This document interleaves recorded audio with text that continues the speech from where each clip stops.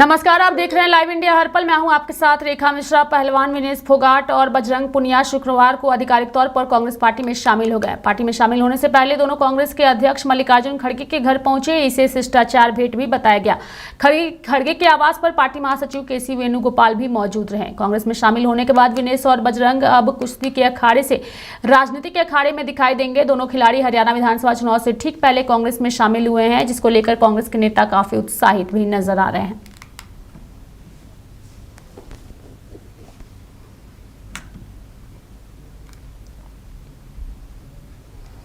उत्तर प्रदेश के बहराइच में आदमखोर भेड़िए की दहशत ऐसी हो गई है कि लोग रात में सो नहीं पाते। पता नहीं कब और कहां भेड़िया आ जाए, कुछ नहीं कहा जा सकता। इन आदमखोरों के हमले में अब तक 9 बच्चों समेत 10 लोगों की मौत हो चुकी है, जबकि कई लोग घायल हैं। प्रशासन बचे हुए 2 भेड़ियों को पकड़ने के लिए लगातार ऑपरेशन चला रही है। वहीं आदमखोरों को पकड़ने के लिए वन विभाग की 25 टीमें लगी हुई है। वहीं लोगों की सुरक्षा को देखते हुए 200 पुलिसकर्मियों को भी तैनात किया गया है। इसके अलावा पुलिस और वन विभाग की संयुक्त टीमें रात में पेट्रोलिंग भी कर रही है। गांव वालों को सलाह दी जा रही है कि अपने बच्चों को सुरक्षित रखें और रात में घरों के गेट लगाकर अंदर ही सोए। बहराइच जिले की महसी तहसील क्षेत्र के 35 गांव में भेड़ियों का आतंक है और इन्हीं गांव में भेड़ियों ने हमले किए हैं, जिनमें बच्चों की मौत हुई और 50 से ज्यादा लोग घायल हुए। इस इलाके को वन विभाग ने 3 सेक्टर और 1 रिजर्व सेक्टर में बांट दिया है। इन सेक्टरों के प्रभारी भी बनाए गए हैं, जिन्हें जिम्मेदारी दी गई है कि भेड़ियों को किस तरह पकड़ा जाए, इसका प्लान बनाए। इसके अलावा गांव के लोगों की सुरक्षा को लेकर 200 पुलिसकर्मियों को तैनात भी किया गया। इसके अलावा 18 शार्प शूटरों और 62 वन कर्मियों को भी लगाया गया है। अब जैसे ही भेड़िए दिखाई देंगे, वैसे ही शूटर उन्हें ढेर कर देंगे।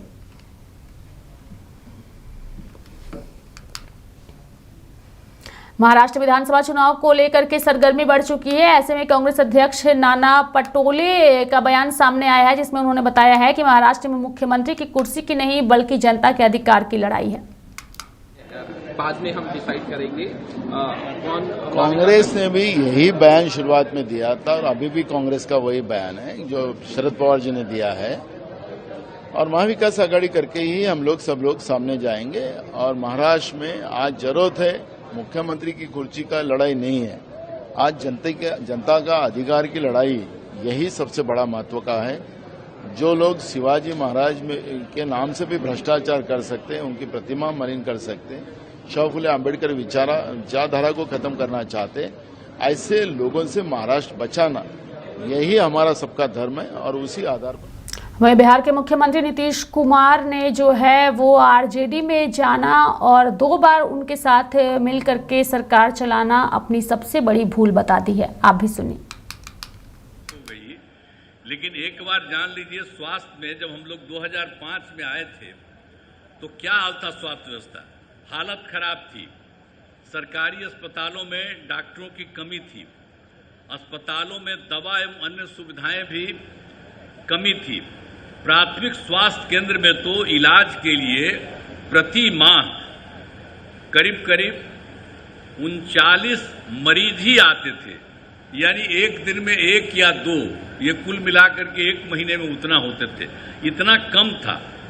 तो जब हम लोगों ने जैसे ही सरकार में आए थे, नवंबर 2005 की बात है, तो 2006 से अस्पतालों में मरीजों को मुफ्त दवा देने की शुरुआत की गई। और इसके शुभारंभ के लिए तत्कालीन महामहिम उपराष्ट्रपति श्रद्धेय श्री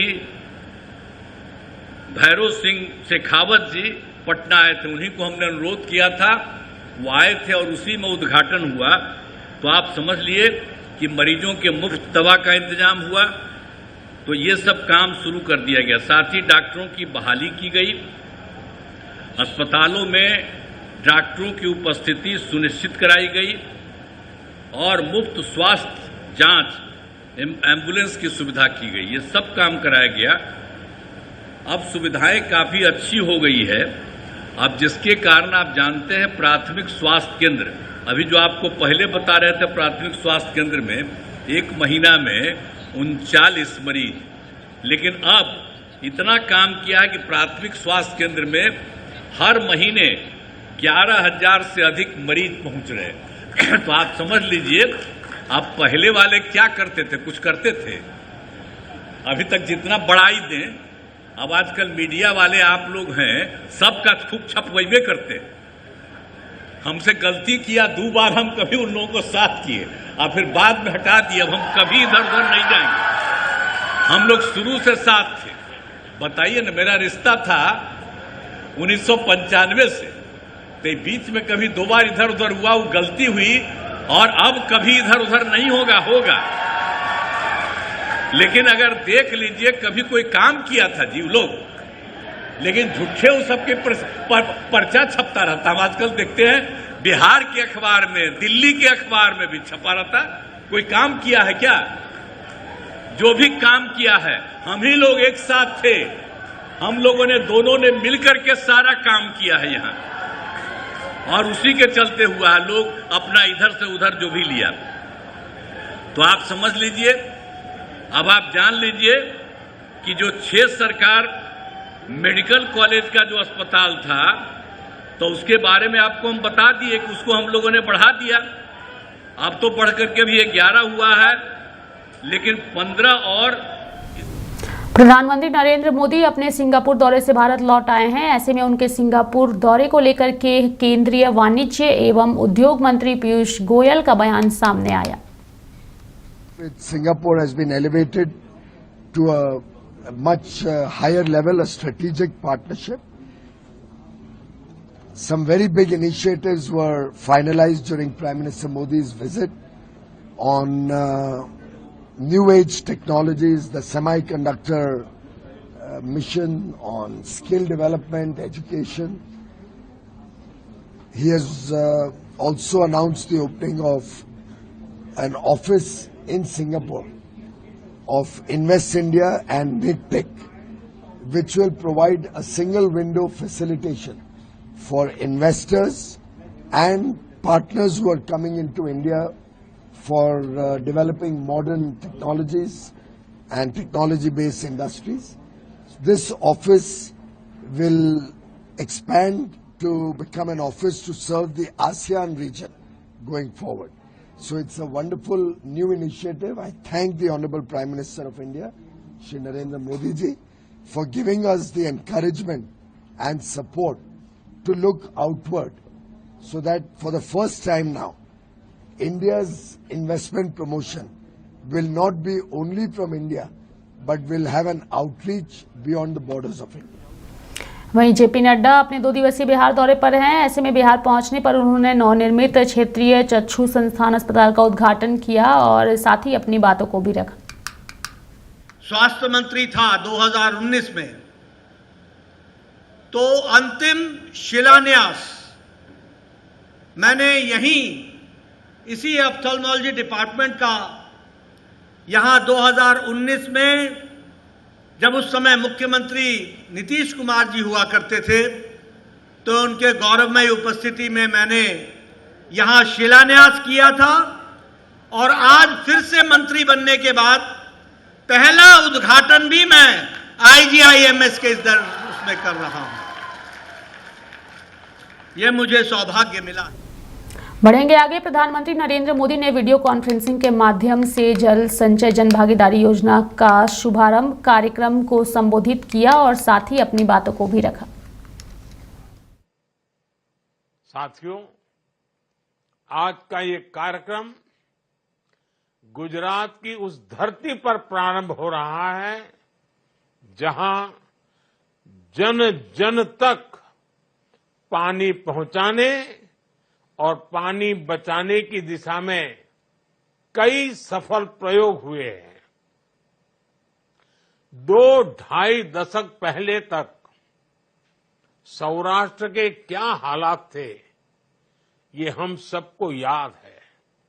उत्तर गुजरात की क्या दशा थी, हमें पता है। सरकारों में जल संचयन को लेकर जिस विजन की आवश्यकता होती है, पहले के समय में उसकी भी कमी थी। तभी मेरा संकल्प था कि मैं दुनिया को बता के रहूंगा कि जल संकट का भी समाधान हो सकता है। मैंने दशकों से लटके पड़े सरदार सरोवर डैम का काम पूरा करवाया। गुजरात में सौनी योजना शुरू हुई। जहां पानी की अधिकता थी, वहां से पानी जल संकट वाले इलाकों में पहुंचाया गया। विपक्ष के लोग तब भी हमारा मजाक उड़ाते थे कि पानी के जो पाइप बिछाए जा रहे हैं उनमें से हवा निकलेगी, हवा। लेकिन आज गुजरात में हुए प्रयासों के परिणाम सारी दुनिया के सामने है। गुजरात की सफलता, गुजरात के मेरे अनुभव मुझे ये भरोसा दिलाते हैं कि हम देश को। प्रधानमंत्री नरेंद्र मोदी ने जल संचय जन भागीदारी योजना के शुभारंभ कार्यक्रम को संबोधित करते हुए ये भी कहा कि आज जब पर्यावरण और जल संरक्षण की बात आती है तो कई सच्चाइयों का हमेशा ध्यान रखना है।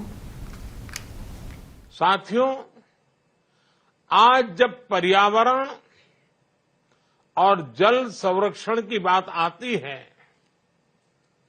तो कई सच्चाइयों का हमेशा ध्यान रखना है। भारत में दुनिया के कुल फ्रेश वाटर का सिर्फ 4% ही है। अपना गुजरातना लोगो समझे माड़ 4% छे। कितनी ही विशाल नदियां भारत में हैं, लेकिन हमारे एक बड़े भूभाग को पानी की कमी से जूझना पड़ रहा है। कई जगहों पर पानी का स्तर लगातार गिर रहा है। क्लाइमेट चेंज का और ये संकट को और गहरा रहा है। और साथियों, इस सब के बावजूद ये भारत ही है जो अपने साथ साथ पूरे विश्व के लिए इन चुनौतियों के समाधान खोज सकता है। इसकी वजह है भारत की पुरातन ज्ञान परंपरा। जल संरक्षण, प्रकृति संरक्षण, ये हमारे लिए कोई नए शब्द नहीं है। ये हमारे लिए किताबी ज्ञान नहीं है। ये हालात के कारण हमारे हिस्से आया हुआ काम भी नहीं है। ये भारत की सांस्कृतिक चेतना का हिस्सा है। हम उस संस्कृति के लोग हैं जहां जल को ईश्वर का रूप कहा गया है, नदियों को देवी माना गया है, सरोवरों को, कुंडों को देवालय का दर्जा मिला है। गंगा हमारी मां है, नर्मदा हमारी मां है, गोदावरी और कावेरी हमारी मां है। ये रिश्ता हजारों वर्षों का है। हजारों वर्ष पहले भी हमारे पूर्वजों को जल और जल संरक्षण का महत्व पता था। सैकड़ों साल पुराने हमारे ग्रंथों में कहा गया है, अब्धिहि सर्वाणि भूतानि जीवन्ति प्रभवन्ति च तस्मात् सर्वेषु दानेषु तयो दानम विशिष्यते। अर्थात सब प्राणी जल से ही उत्पन्न हुए हैं, जल से ही जीते हैं। इसलिए जलदान, दूसरों के लिए पानी बचाना, ये सबसे बड़ा दान है। यही बात सैकड़ों साल पहले रहीमदास ने भी कही थी। हम सब ने पढ़ा है। रहीमदास ने कहा था, रहीमन पानी राखिए बिन पानी सब सून। जिस राष्ट्र का चिंतन इतना दूरदर्शी और व्यापक रहा हो, जल संकट की त्रासदी के हल खोजने के लिए उसे दुनिया।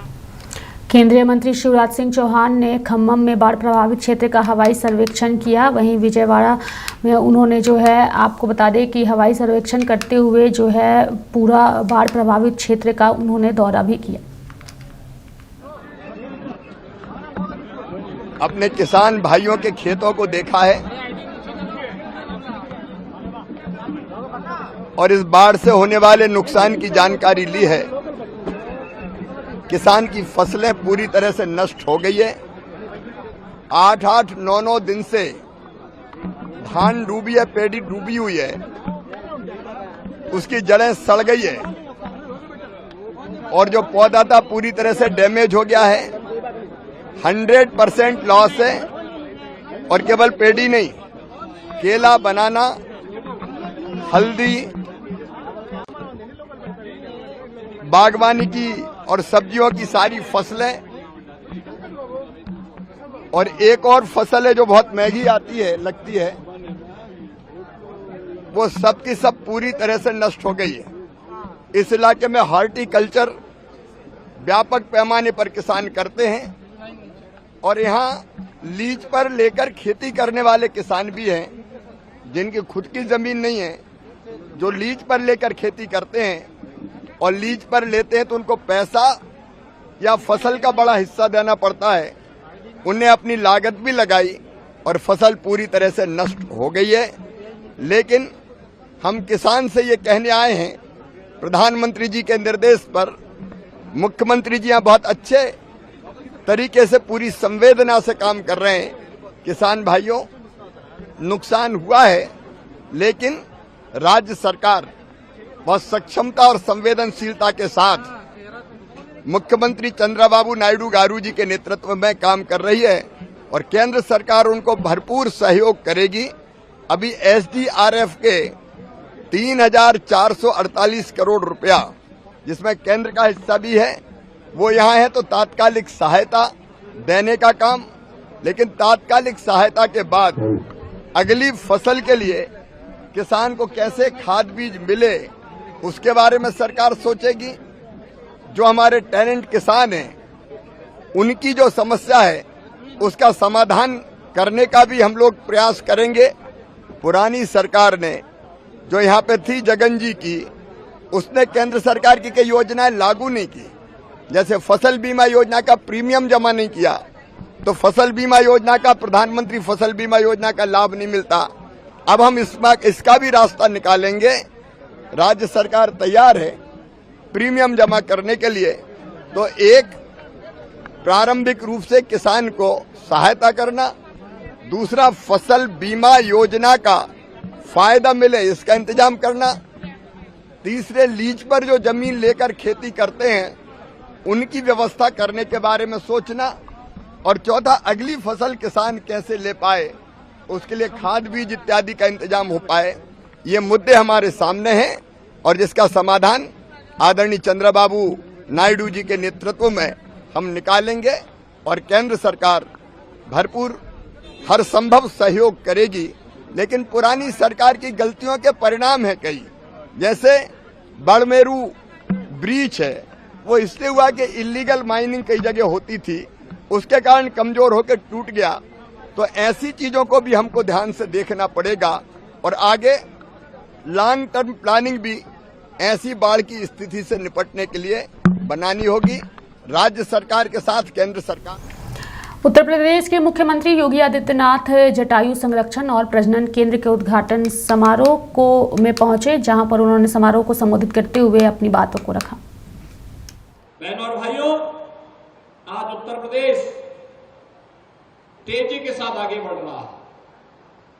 हर एक क्षेत्र में हमने प्रगति की है। हाईवे बन रहे हैं, रेलवे का नया नया विस्तार हो रहा है, मेट्रो की नई नई सिटी मेट्रो की पब्लिक सर्विस के साथ जुड़ने का काम कर रही है। पब्लिक ट्रांसपोर्ट के बेहतरीन साधन आज नगरीय क्षेत्रों में हम मेट्रो के माध्यम से दे रहे हैं। एयर कनेक्टिविटी भी बेहतरीन तरीके से जुड़ रही है, लेकिन साथ साथ नौकरी और रोजगार की भी नई संभावनाओं को आगे बढ़ाने का काम किया जा रहा है। मुझे बताते हैं प्रसन्नता गिद्ध संरक्षण केंद्र में, जो जटायु संरक्षण केंद्र के रूप में है, इस जटायु संरक्षण केंद्र में केयरटेकर के रूप में यहां वनटांगिया से जुड़े हुए भी कुछ लोग काम कर रहे हैं, जो इस कार्यक्रम के साथ जुड़े हुए हैं। यानी लोकल स्तर पर ही उनको नौकरी भी प्राप्त हो जा रही है। यानी एक कार्य सरकार के द्वारा किया गया और उस कार्यक्रम को आगे बढ़ाने का भी, प्रकृति को भी बचाना है, लेकिन प्रकृति के एक एक जीव और जंतु के प्रति भी हमारा दायित्व बनता है और उसी दायित्व का निर्वहन करने के लिए आए हैं।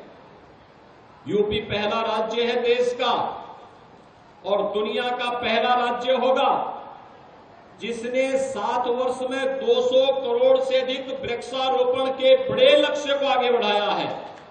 बहनों और भाइयों, आपने 2017 के पहले जंगलों की कटान के दृश्य तो देखे ही होंगे और मुझे लगता है, क्यों फतेह बहादुर सिंह जी, 17 के पहले तो पेड़ काटे जाते थे, लेकिन अब 17 के बाद अब पेड़ लगाए। बिहार सरकार के आरक्षण को 50% से बढ़ाकर 65% करने के मामले में बड़ी खबर है। दरअसल सुप्रीम कोर्ट ने इस मामले में लालू प्रसाद यादव की पार्टी राष्ट्रीय जनता दल की याचिका पर नोटिस जारी किया है। दरअसल नीतीश सरकार के इस फैसले को पटना हाईकोर्ट ने रद्द कर दिया था। इसी के खिलाफ आरजेडी सुप्रीम कोर्ट गई थी। जनता दल उच्चतम न्यायालय का दरवाजा खटखटाई थी, क्योंकि आरक्षण संशोधन कानून को रद्द किया था पटना उच्च न्यायालय ने। आज उच्चतम न्यायालय ने नोटिस जारी किया है। राजद शोषितों का, वंचितों का, दलितों का, अत्यंत पिछड़ों का, आदिवासी भाइयों के हक की लड़ाई सदन, सड़क और न्यायालय तक लड़ती है। ये बात सबको पता है, हर मानस में जा चुका है कि राजद कभी हकमारी पिछड़ों की, दलितों की, आदिवासी भाइयों की नहीं होने देगी। आरएसएस के गोद में बैठ करके 43 सीट वाले मुख्यमंत्री जी भाजपा का पीठ सहला रहे हैं, लाड प्यार कर रहे हैं, लेकिन आरक्षण के सवाल पर चुप्पी साध लेते हैं। तेजस्वी आरक्षण बचाओ का नाम है, तेजस्वी जाति सर्वे कराने का नाम है, तेजस्वी देश भर में जाति गणना उसकी लड़ाई लड़ने का काम करना जानता है। तेजस्वी का मतलब रोजगार होता है, तेजस्वी का मतलब उन्नति होता है। तेजस्वी जी के संकल्पों के अनुरूप जब राजद उच्चतम न्यायालय में गई, आज उच्चतम न्यायालय ने नोटिस जारी किया है कि क्यों आरक्षण को रद्द किया गया। तो मेरे साथ इस बुलेटिन में इतना ही। आप देखते रहिए लाइव इंडिया हर पल। नमस्कार।